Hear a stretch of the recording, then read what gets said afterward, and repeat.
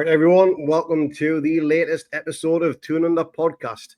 We are going to be reviewing the Brentford game and talk a bit more in depth in the back of scenes scenario of what is happening at Newcastle United. I am joined by Lee down in a sweaty Brisbane. How are you doing, mate? It is bastard hot down here, mate. Honestly, it's that feels like temperature where it's including humidity. It was touching 39 today. It was absolutely boiling hot, mate. This is we're only a week into summer here in Australia, and it's already going to be record-breaking temperatures, I reckon. Only another 3 months of this to go, mate. Don't worry about it. It'll be over before we know it. Love it, man. It's better than pissing down rain all the time. Absolutely. But now we're going to talk about the Brentford game. Do we have to? Well, yeah, now we have to, unfortunately. This was a game which was literally a tale of two halves. First off, it was quite a balanced game, to be honest. Both sides were to and from, attacking both goals. 4 goals scored in the first half. We probably created the more chances, I probably thought, and had control of the game towards the end of the first half. But before we get into that, Lee, what did you make of the changes that Eddie made, dropping Gordon and Tonali for Barnes and Longstaff? Well, you can kind of understand it, can't you? With the midweek game against Liverpool, with all the effort that we put into that, all the running and everything else that was involved in it, and it was only a few days ago. So you look at that and you go, I can understand why he's done it. And you can also say to yourself, it's not that bad really, because we'll be able to bring them on later in the game, and this should have a positive impact. Unfortunately, that didn't quite happen, but at least from the start of the game, it sort of, everyone could look at that and go, I can see why he's done it. Yeah. But as the game started, I think everybody was in high hopes. Our record down at the G-Tech Stadium, I think it's called, was 100% win rate. So obviously hopes were quite high. But Brentford, they are unbeaten at home this season, and they've been scoring goals for fun. Apparently, they've been averaging a total of 5 goals per game for every home game this season. So that's mad. It's an impressive turnaround, isn't it? 5 goals a game. The fans are getting cracking value for money in that regard. But yeah, we went there high hopes, and the game started off quite well. Longstaff rattling the bar, I think it was, within the first 2 minutes or so. Mm-hmm. And then Brian Mbuemo, or Mbumo, as they kept on calling him last night during the live recording or whatever, basically, he decides to do what we've been needing a right winger to do for quite some time. And he made Hall look like a bit of a fool, to be honest, in terms of how he ran at him, created the space, and then rifled one into the top right-hand corner. What did you think of the opening goal? It was against the run of play. I would say that all the goals that they scored in the first half, I mean, there's only 2 of them, but the goals that they scored were against the run of play. We were pretty much dominating that first half in my mind. And I was actually, even though they were scoring, we were hitting back really fast. And I was all right about it, I suppose, in a way. The defensive side of things and the mistakes we were making were frustrating and annoying. But the fact that we were getting goals straight afterwards was like, okay, well, we're still very much in this game. We're very much really on top, I thought, which is why the second half is such a disappointment, which we'll get to. But for that first goal, I don't know. I mean, you don't want to take a deflection. It did, but you don't let these guys inside. You always want to try and push them down the wing, which is the whole point of, what the fullback's meant to be doing with the opposition wing. Is you're supposed to kind of push them down onto the foot they don't want to be on. So it was disappointing that he was able to kind of just waltz into the sort of centralish area of our box. He had 4 blokes around him when he hit that ball, and none of them were able to touch it. Or sorry, they did take a deflection, as you say, but none of them were able to stop it going goalwards. And I don't think Pope could have done much about it, really. But I was just annoyed. I was just annoyed that he was allowed to run into that amount of space from that far out from the wing, and then sort of cut it back or kick it to some direction where it gets that deflection and it goes to the opposite direction of where you think it's going to go. So it was just annoying. But he is a good player, as he showed today. He does carry a huge threat down that wing. Yes, if he's we've had a Brentford guy on before, and I'm pretty sure he was saying they fully expect Mbuemo to. No, sorry, I was speaking to somebody over here, and they were fully expecting Brentford to cash in on him to a bigger club, and whether that's in January or the summer, I'm not, who can say, but I given that he's doing it in the Premier League and he's doing it routinely and he's got a fabulous beard, I'd much rather have him playing in a team for us rather than that other kid that's being linked to us who might be like a project or whatever it might be, who might not be ready for the big time yet. He's coming from the Dutch league after all, so you don't know what you're going to expect from that kind of guy. Whereas if we can somehow get Buemo in, then we've got a ready-made winger just ready to go. He can start every game basically down that right wing, and he solves all them problems. Although I would still say, I'm rambling now, but I would still say you stick fucking Gordon down there. He's a right winger. He's a natural right winger. I know he prefers to play on the left and all that, but he's a right winger. We have a solution that we can use there. We've tried it a little bit once or twice this season. I think it deserves to have a bit more of a run out. And if the only other option is to stick Miggy down there, then I mean, why not do it? Why not stick Gordon down there? Christ, it can't be any worse, can it? Right. But I kind of get where you're coming on that one. But I think Gordon apparently, and again, this is nothing but media speculation, wasn't too overly happy about being put out on the right. As you mentioned just before, he does prefer to be on the left. But he has also said he would play anywhere for this team. So I believe Gordon over the media. But there might be a little bit of truth in there because he is playing a little bit out of position. But why can't it just be a temporary? Why can't it just be a temporary solution until we have a permanent solution in place? Why can't we just stick him down there and say, "Look, Gordon, take one for the team. You are a much better option down that right wing than a Miggy. Now, he might not be a better option than Murphy, and I thought Murphy had a really good first half. He did. He had 2 assists, and he has a few strikes at goal as well. But when he runs out of steam and he needs another option in there, use Gordon. Stick him down there. Then you don't have to stick Barnes down the right-hand side for 5 or 10 minutes or whatever it was while Miggy's getting himself ready. And that sub just confused me altogether, to be honest with you. And you can keep Barnes happy, who was also kind of letting the media know that he wants to start games and all this, So fine, stick him down the left, stick Gordon down the right when we have to, in the middle of a game when there's no better option. Why not do that? It doesn't have to be full. It doesn't have to be forever, And those guys swap around from the wings anyway. So like in the middle of the game, you can just let them swap wings, or you can dictate it to them when you feel like there's an advantage to do that. You stick Miggy in there, you get nothing, absolutely nothing from them. You literally just hit the nail on the head there, because obviously Isak, he'll come out wide, he'll come out on the left. Sometimes he'll drift out on the right. Gordon will drift in the middle. So the natural switch of putting Gordon on the right could very well be the solution to that problem. Quick fix, but certainly on long-term fix. Yeah. It doesn't have to be long-term. You can easily sell that to someone like Gordon, surely. Mm-hmm. No, I agree with you on that one. Gordon is by far a better product than Miggy. In every single measurable way, if you ask me. And I think everybody else would pretty much agree with that one. I mean, I've got to hold my hand up and say, look, why is he sticking Barnes down the right? Because honestly, Barnes down the right is pointless. But I was saying in the chat, I was like, look, at least stick Miggy down there, who is, essentially meant to be a right winger. At least he's around the peg at a round hole. Yeah. And then he came on, he was absolutely dog shit, and I was like, oh, yeah, that's why. That's why that's why we don't. I forgot about that. He hasn't played so long. I thought, how bad can he be again? And he was terrible. He's not the greatest.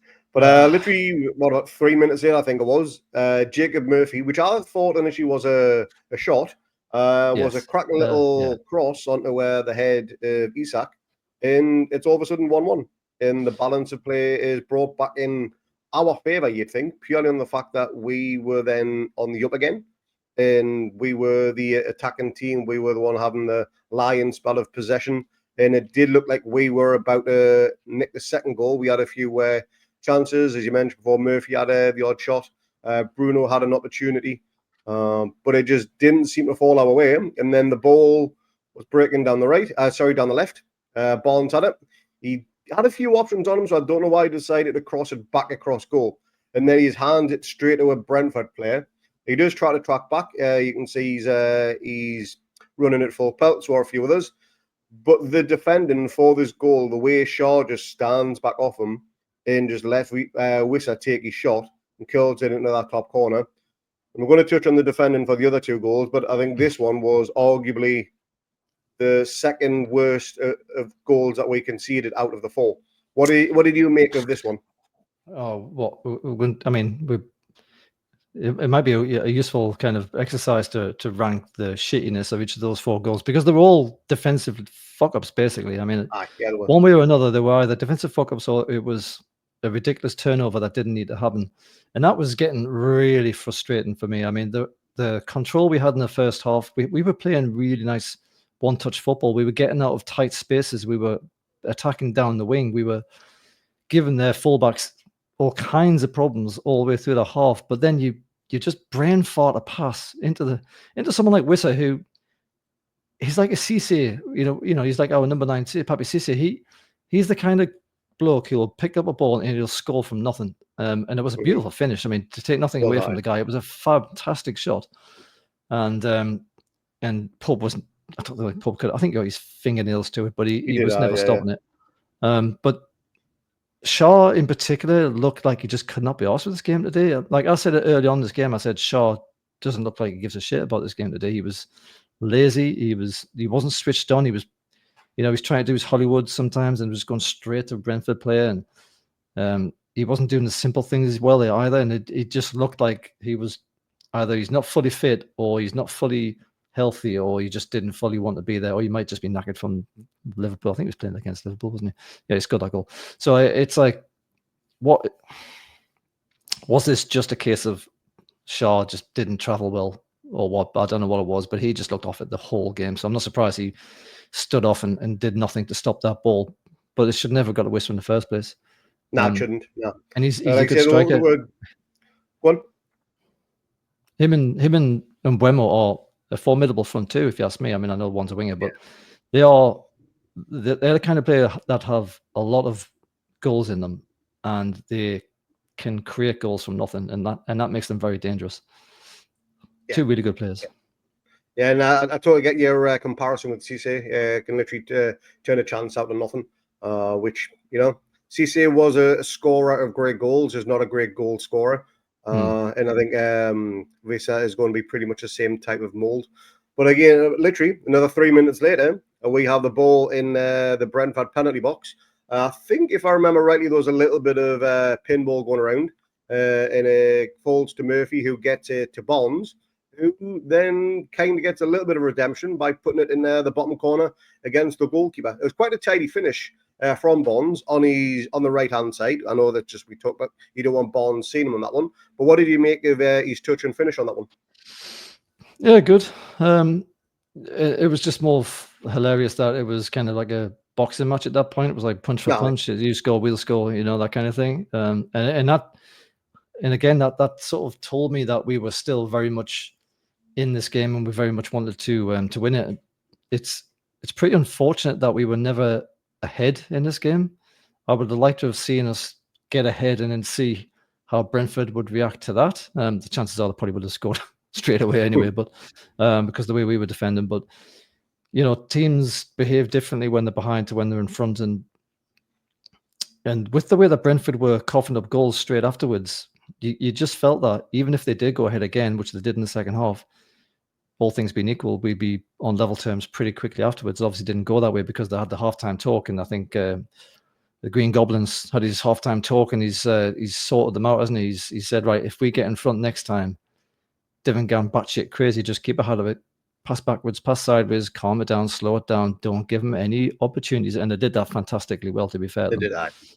But yeah, it was nice to see Bonds score. It was a bit of redemption. It just didn't count for anything in the end of it. And was it the first half when Isak rounded the keeper as well and had brain fart? It was, yeah. Mm-hmm. Oh, yeah. God, that was so annoying. He's done that before. I can't remember what game it was. It was this season, but he rounded the keeper and he just dawdled on putting it into the back of the net because he wanted to get it on his natural foot, which is fair enough. But when you've got a player the quality of Alexander Isak, surely from 6 yards out, he can put it in with his weaker foot. Of course he can. Of course he can. Exactly. He's doing it. He's doing an Arsenal. He's trying to walk the damn thing in. He made that angle. He's went around the keeper. You don't need any more touches. Just lash it towards the goal. It doesn't have to be the perfect frigging strike, man. Just kick it towards the goal. You've gone around the keeper. If there's anything that can happen next year, you might have some defenders tracking back. Anything can happen then. They can kick it in for you. But if you don't ever take the strike, you're just waiting for someone to come along and take it off your foot. And that was when it was at 1-1, I think. And that was our chance to go 2-1 up. Mm-hmm. It was so fucking annoying. Ugh. It was crazy frustrating. But, then as the second half came to an end, I was on the same page as you, thinking, you know what? We could potentially have this game if we can maintain this possession, get the odd early chance or something in the second half.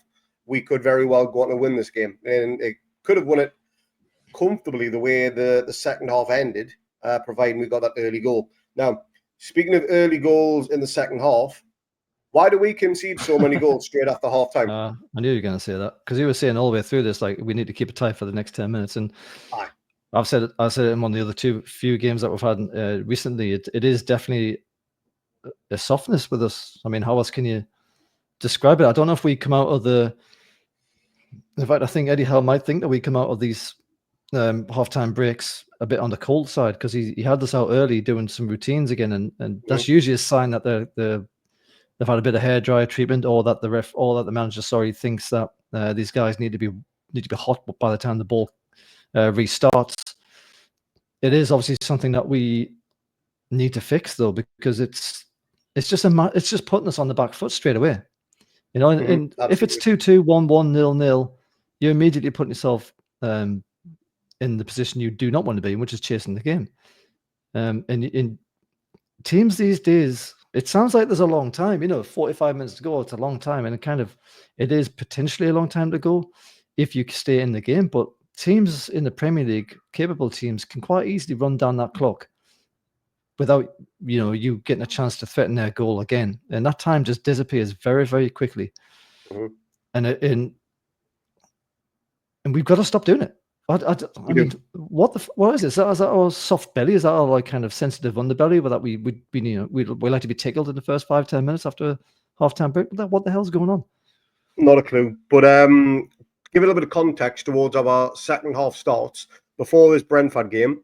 27% of all goals we conceded in competitive games this season, so that's in the League Cup and the Premier League. 27% have come within the first 10 minutes of the second half. And in terms of goals scored, it's 5% of goals scored within the first 10 minutes of the second half. Yeah. So they stack up quite against each other. So that is something that definitely needs to be looked at. And their third goal, again within the 10 minutes of there, came from probably a contentious free kick. Can't remember there being much in it, to be honest. But it was just a lofted ball straight over the top. Shaw doesn't meet his man for the header. And I can't remember the player's name, but he just plays it across Pope's goal. Pope's in no man's land, and they're then 3-2 up. And it was pretty much written in the stars from the moment that goal went in.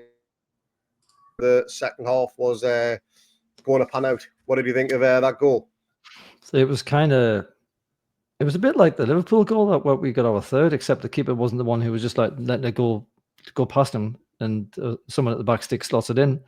It just went straight through everyone, and the guy just sort of side foots it, doesn't he, really? And Pope's not in the right position to do anything about it. It was, you always hear people say you can't let the ball bounce in the box when it's getting crossed in like that, because it's it's a lottery at that point. You've got to deal with it one way or another. You've got to get rid of it. And for whatever reason, pushing and shoving, or just simply nobody tracked the flight properly. Bear in mind, it was a bloody windy day, and it was pissing down with rain for the most part as well. So that ball could have carried a bit of loft that took it a little bit further than was expected. Even so, it bounces in the box. It should never be allowed to kind of get through a body of people that has to be dealt with, and it's just too easy in the end. And every goal they scored was too easy. They didn't really have to try hard for any of these goals. I mean, maybe the first one, Mbeumo's made that himself, and he's had to cut it through 4 people and just takes a look at deflection. Okay, he's kind of made that one himself, but he should never have been allowed to get that position in the first place. No. Wissa was handed the ball on the plate, and he just kicks it in. This guy just has to tap it because knee buggers decided to deal with it. And then the fourth one was just the fourth one. What a brain fart that was. They all were all round, wasn't it, really? It was just a bloody mess. Now, after the third goal went in, Eddie made probably 2. I don't know whether the planned subs or reactionary subs. Due to it was on 60. It's on 60 minutes. You know fine well it's a planned one. But obviously, Gordon and Tonali come on to replace. I think it was Joe Linton and Longstaff. Longy, wasn't it? I'm not sure what was up the Joe Linton, but he seemed to be a little bit off it. Whether he's carrying a little bit of a knock or something because he kept going down like every 5 minutes or so. His shoulder. So whether he's not quite 100%, we'll find out, I'd imagine. But those two subs on paper, you think they're canny subs. They can come on, they can impact the game, they can change it for us, they can bring us back into it. They've definitely got the caliber to get something, create a chance, and maybe get a nick-out goal or two. But if anything, it just set us that further backwards. We didn't do anything at all with those two subs. I can't remember Gordon doing much. Tonali was a bit wasteful in possession, whether it's just a case of they came into the game at the wrong time and they just couldn't get up to speed. But they had a negative impact rather than the positive one we were all hoping. I don't think any of the subs did great for us. And as I just said there, for me, if you'd make it a change exactly on 60 minutes, which this pretty much was, it's something that you've already preordained at half time. You said, right, I'll give you another 15 minutes after half time, and then I'm hooking you kind of thing. And you can say, look, that's fine. He's got 30 minutes, 35 minutes, whatever, to have an impact. That's true. That's fine.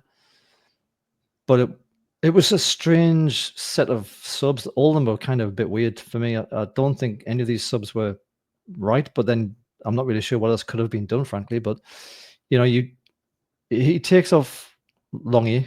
Okay. Longy wasn't doing an awful lot. Fair enough. Replaced him with Gordon, you might assume, and takes off Joe Linton, sticks on Tonali. So if Sean's in the middle of the pitch, which he tends to be, doesn't he?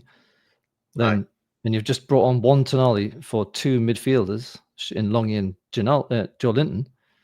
Have we just then changed formation? Have we had to pull somebody back into the midfield like Bruno? Maybe no, not Bruno. Who the hell? Well, that was the thing. I didn't understand what had happened to that hole that we'd left. Yeah, I couldn't work out the formation, who was where and what position. You could say maybe in a fluid, dynamic formation, but it clearly wasn't, because it wasn't working at all. It was stagnant. Nobody kind of knew what they were doing, knew who was picking up what man or anything like that. It just seemed to be a bit of a car crash from when those two subs came on. And even when Wilson and Miggy came on, Isak, he went a little bit deeper so he could collect the ball and then maybe play it up to Wilson. That had zero impact at all as well. And we touched on Miggy before. Miggy he might as well not even bother coming on. He had little to no impact in any which way, shape, or form. Every time you'd get the ball, you'd either lose possession or you try something clever and it would go out of possession for a throw-in, goal kick, whatever it would be. His time at the club come January has to be up, because he is not the level of player that we want or need at the club. But it's a question of who's going to buy him. But that's a talk or a transfer pod, which we'll do another day. But I've never seen a team impacted so badly by potentially positive changes from the bench, because they were all, bar maybe Tonali, were attacking changes. You had Wilson, you had Gordon, you had Miggy. Tonali was really the only defender. Trips came on later on in the end, but didn't really have much time to do anything. And he's as rusty as an old nail left out in the rain. But yeah, it was just one of those performances where you got to think, were we really that bad? And was it our own downfall? Or would you literally put it on Brentford being that good they made us look bad? Second half they did. Yeah, I would give all the props to Brentford in the second half, absolutely. Okay. I mean, we were, as I've said already, I think we were the dominant force in that first half quite easily, but they were kept hitting us on the break through stupid mistakes on our own part. And that can happen, and sometimes, if you've got teams pushed all the way back in the defensive, their only real kind of modus operandi is to kind of hit you on the break, do a long ball off the top, perhaps leg it down the wing, whatever it might be, and take you by surprise. That's understandable. That's fine. That can happen. Mm-hmm. Second half, though, they just managed us out of the game, really. I think that was the biggest disappointment in some ways, is that you had all these, and the commentators like blowing smoke up our ass saying, hey, Newcastle have got all these amazing people on the bench to come on, game changers, etc. Brentford, they just managed all of these guys out of the game second half. They did a fantastic job on us. I mean, they did. I think we need to say quite clearly that Brentford were the far better team in the second half, and the fact that it was evens at half time and then they were far better in the second half kind of just leads you to the inevitable conclusion, the actual conclusion that Brentford should win that game. Yeah. And I don't really have any complaints about that side of it. I think Brentford deserved it, and I'm more than happy to congratulate them on that. They were excellent second half. We, on the other hand, we looked completely bereft of ideas and we looked knackered. And it wasn't even like Brentford was sitting deep second half, and we were struggling to break them down. They were all over us. They just managed us out of the game. They kept a hold of possession when they had to, and they started moving us around, and they're doing long balls to the wings when Bremo was kind of loitering. And I don't know about you, but every time they went forward towards our final third, I was just getting that really sinking feeling in my stomach, like, here we go again. They're going to score another goal, because we just did not look like we knew what the hell to do. And who's that on? Is that on the players? Is it on Eddie Howe and his subs? Is it on everybody? Was it just a bad day at the office? I don't know, man. There's something not right. There's not. But we're going to touch on that in just a minute or two. Brentford, I think it was the 90th minute, they went up and scored a fourth goal. Not going to talk too much into that one. The game was already dead and buried by then. So the fourth goal, if anything, just rubbed more salt into the wounds, unfortunately. Piss poor defending as per. We literally shot ourselves in the foot with that one again. Goal difference is now back in the minus for the league, which, considering how many goals we were scoring last season, I think 85 goals we got last year, which is no easy feat, that's for sure. We're not going to get close to that one. But the game finishes 4-2. You mentioned that Brentford were the rightful winners of this game. I totally agree with you on that one. First off, I think we shaded it, but over the 90 minutes, Brentford absolutely deserved the win. I've got no problem admitting that one, and I don't think you do as well. But final whistle goes, and literally before the final whistle goes, I'm scrolling through social media, everyone's going, and the impact of this defeat, yes, it's a heavy defeat. It's a team that we are on par with in the league in terms of position and points and shit. Where do you think this leaves Eddie Howe in a position to potentially change things around?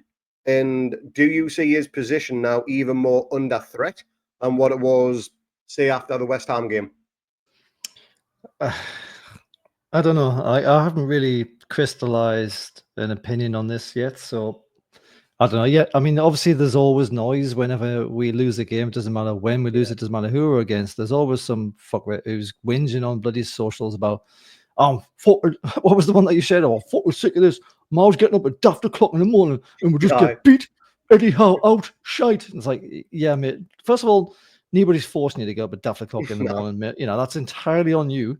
If you haven't learned by now that this team's going to piss you off at some point, then, mate, you haven't been paying attention or you're brand new. No. Then whatever. So, but for me, there are questions being raised. There's always been a question mark around Eddie Howe's European credentials. That's not relevant to this season. But it is fair to say that there are aspects of Eddie Howe in general that aren't as strong as other managers. I mean, obviously, the kind of just the nature of the beast, isn't it? Really, not every manager has the same strength in every department. Yeah, I like Eddie Howe. I like the way he talks. I like his intelligence. I like the respect that he treats the club and the position. He did absolute wonders when he came in. I mean, this is all ancient history, really. I mean, everyone knows this. He did phenomenally well to get us into the Champions League, and was it not for some bullshit penalty for fucking for Paris Saint-Germain? If it wasn't for that bullshit penalty, we would have gotten through the group stages most likely. And what a story that would have been, the group of death and all that. So, fine margins. And even during the ridiculous injury crisis of last season, managed to get us to 7th and should have been in Europe again. Thank you very much, Manchester United. So, fine margins again. And this season is only halfway through, if even that. Is it fair to say that we tend to have a better second half of the season than the first? We tend to go on the rally in the second half, don't we? On the second part of the season. Yeah. So, let's maybe not chop his head off just yet. Let's just find out how it goes for the rest of the second half of the season. Look, we all assume that these owners are in it for the big time, or in it for the silverware, for the prestige of winning the league and cups and all the rest of it. We all assume that they're not going to be the type of people who hang around and just put up with mediocrity.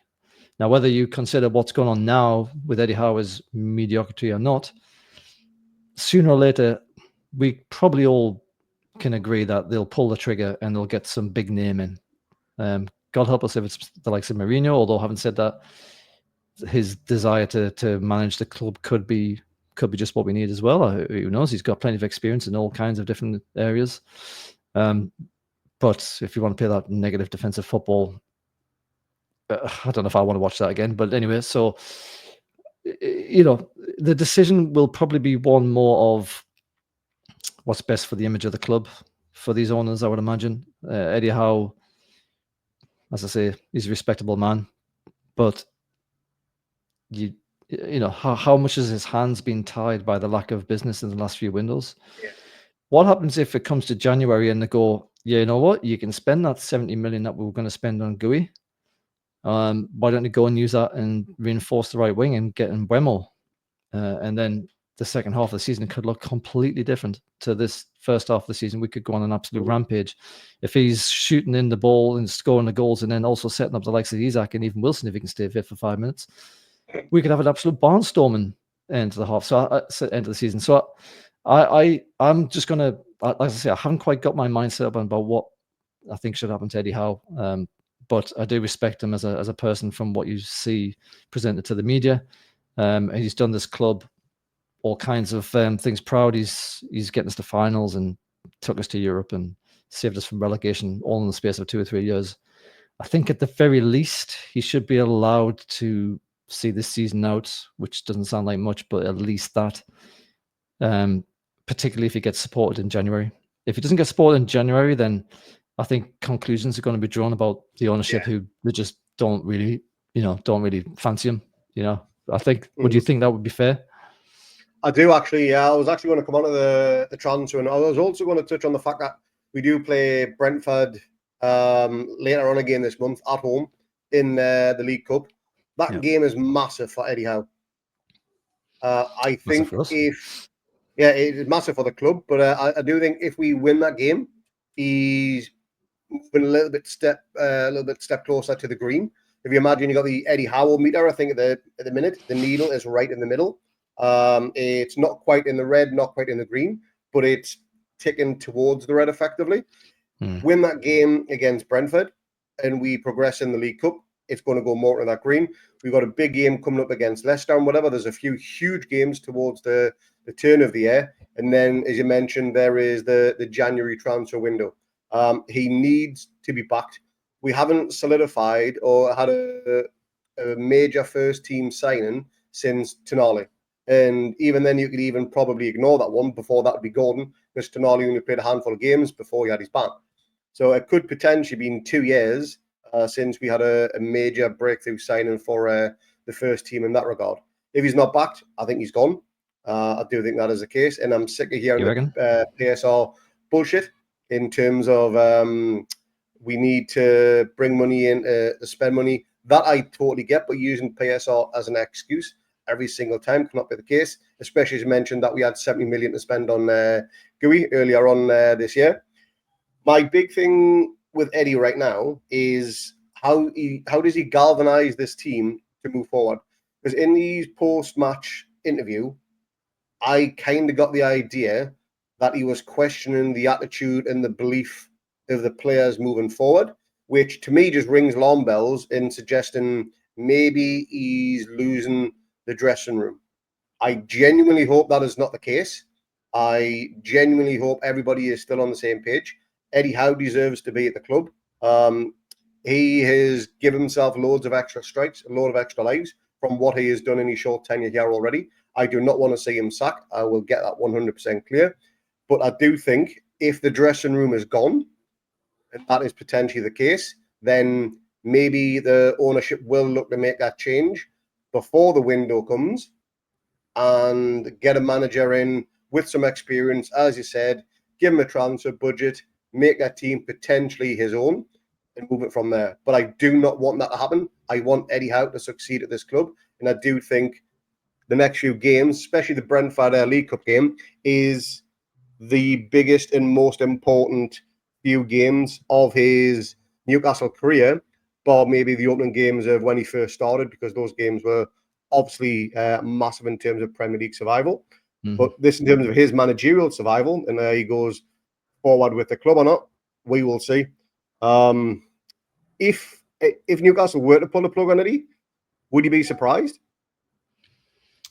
If you were to do it right now, if you did breaking news across Sky Sports, Eddie Howe, I think I would be. I would be as well, yes. I think I would be surprised, yes. Although, you know, it depends on whether it's a kind of knee-jerk reaction or if there was a lot of truth in the personality clashes and all the rest of it that we're talking about when was it Mitchell or whoever it was who came in during the summer or whenever that was. I'm honestly I can hardly keep up with the news, but there was all that talk of personality clashes and, you know, what's my role and my role's this and all this kind of stuff. So you could argue, you could maybe make the assumption that they started planning for his departure then, and then, you know, we're below mid-table at this point. I think we're sort of sliding in the wrong direction, aren't we? And negative goal difference isn't a good look either. And Isaac and his contracts all kind of looming around, and Bruno's been constantly linked now to Man City. You know, and all these things are kind of coming to a head a little bit, or at least they're not going away. So you could argue that, well, it's kind of all just culminated, all those things I've just mentioned there, and they've just decided the time is right before the winter transfer window starts. And you could sort of say, well, fair enough then, really. You know, you get a new man in. And by the way, who are we getting in? Because I don't know what name we think of. Yeah. If it's fucking Graham Potter, I'm going to get if it gets Graham Potter, I'm going to get on a flight and go over there and burn down St James's Park, and then then I'll take care of the I'll take care of the new stadium issue as well at the same time. But but in all seriousness, who do you bring in to replace him? What's he going to get out of this group of players? Because to be fair, this is still a very talented group of players. You know, it's a decent group of players. Maybe we just missed a Willock, you know, at the weekend there. I don't even know what the hell happened to him, but. No. You know, maybe we needed his drive from the midfield, and we didn't have that available to us. But anyway, sorry, I'm rambling again. But yeah, I think it would be surprising to me personally, because I think, as I've just said, I'd probably give him the rest of the season at least, and I'll back him in January as well. But you know, if they've looked at these results and maybe they're not happy about last season as well, and then there's all kind of the rumblings in the middle of the transfer window over the summer there, then. You know, maybe it wouldn't be so reactionary to them as it would be to us.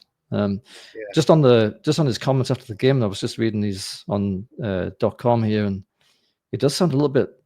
I don't know. It just sounds a little bit different. You know, he's saying, "I'd like to thank everyone who came today, and I'm really sorry for what we delivered. And my pledge is we will always work as hard as we can to put it right. I'm very disappointed with how we defended the 4 goals we conceded. We'll look back on with real regret. I think it wasn't just individual mistakes. I thought it was collective mistakes." I don't really remember hearing Eddie Howe talk a bit like that, really. So I don't know if he's starting to get frustrated with what he's saying. You know, he's putting all the hard work in, and then we're just just making mistakes after mistakes after mistakes. I don't know. Maybe he's, you know, at what point does Eddie Howe think I've had enough of this? I'm not getting supported. The players aren't doing what we're telling them to do. Yeah, and that comes back to the whole point where that message kind of almost airs towards the fact that he may be losing the dressing room. I don't think that is the case, but that is, again, the tone of social media. I haven't seen that, though. I haven't seen any evidence of that. I mean, bad performances don't necessarily mean that. It's when players start making comments to agents and then they get leaked to the newspapers that you think something's wrong, or when they're storming off like children when they get subbed, that kind of thing. Yeah. If you look at Gordon's celebration against Liverpool when he done the whole type talking thing, that was obviously a dig at the media because they're writing stories, creating shit, trying to deharmonize the squad. And maybe it is just slowly getting to them. Maybe this is a culmination of everything that's been happening in the media. And everybody, not just Eddie, but the players are all fed up to the back teeth of it. And you wouldn't blame them either. They're only human after all. They can remove themselves from that world. They can go to their own little bubble. But again, they are just human. And no one would really blame them if stuff like that affected them personally and professionally. But not going to ramble on too much longer. This has been a relatively negative podcast. Not the type that we normally like to do. but I still 100% fully support Eddie Howe. I want him to remain in position. There's a lot of fans out there that don't, but those are the ones that are making the noise, and unfortunately, it's the noise that gets heard. You still fully back Eddie Howe, Lee? Yep. Stick with him.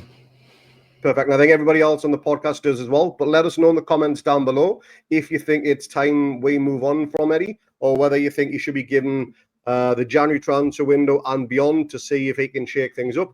Hopefully that is absolutely the case, and we can go on and progress in one. And also tell us who you'd like to have to replace him, because that's just as it's easy to say get rid of Eddie, but the important, the serious, the big question is who to replace him with. John Carver. Fucking Jesus. I've got to hire John Carver. He's free apparently. I don't know. World's best manager, you mean? Yeah, the world's best manager, right? John Carver. Yeah, we'll bring him back. He'll do a cracking job, no bother. He'll get a tune out of those lads with ease. But as Lee said, let us know in the comments if you think Eddie should continue on, whether you think he should go, and if he does, who would you replace him with? But we will leave it there. We will see everyone for the preview of the Leicester game. That should be middle of next week sometime, I believe. We may or may not have a guest of that, not 100% sure. But Lee, thanks very much for jumping on. We'll try and make the next review a little bit more positive if we can, providing we get the big win, because goddamn, we absolutely need it. It's not up to us, for Christ's sake. But cheers, mate. I will catch you on the next one. And everyone, thanks for joining in and listening. See you on the next one. Cheers, lads. Cheers, guys.